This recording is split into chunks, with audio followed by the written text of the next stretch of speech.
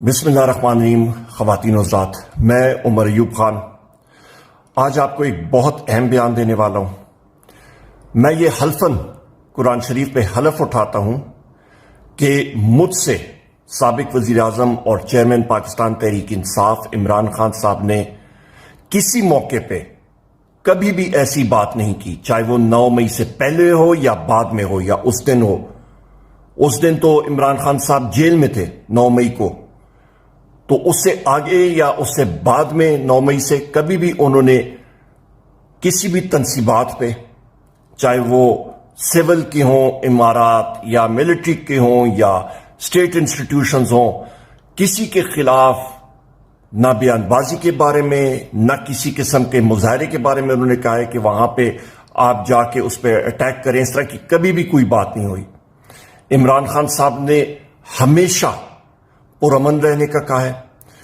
عمران خان صاحب نے ہمیشہ پاکستان کی سالمیت کے بارے میں بات کی ہے. عمران خان صاحب نے ہمیشہ یہ کہا ہے کہ ان کی زندگی پہ افواج پاکستان کو لگے.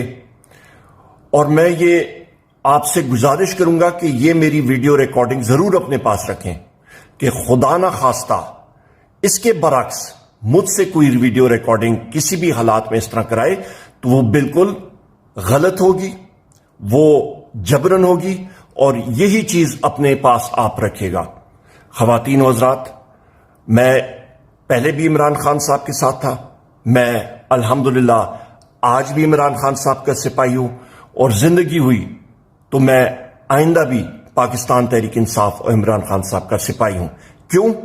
کیونکہ پاکستان تحریک انصاف جس پارٹی کی بنیادی عدل اور انصاف پہ مبنی ہے اور ایک ریاست مدینہ پہ مبنی ہے، ہم لوگ سب کے ساتھ الحمدللہ محب وطن پاکستانی ہیں، اور ہماری ذرہ ذرہ میں خون میں ایک چیز ہے کہ پاکستان فرسٹ، پاکستان سب سے اول نمبر پہ، اور پاکستان کی سالمیت کے لیے ہمارا خون کا آخری قطرہ بھی حاضر ہے. بہت شکریہ خواتین و حضرات. اللہ تعالیٰ آپ کو اپنے حفظ و امان میں رکھے. پاکستان زندہ باد.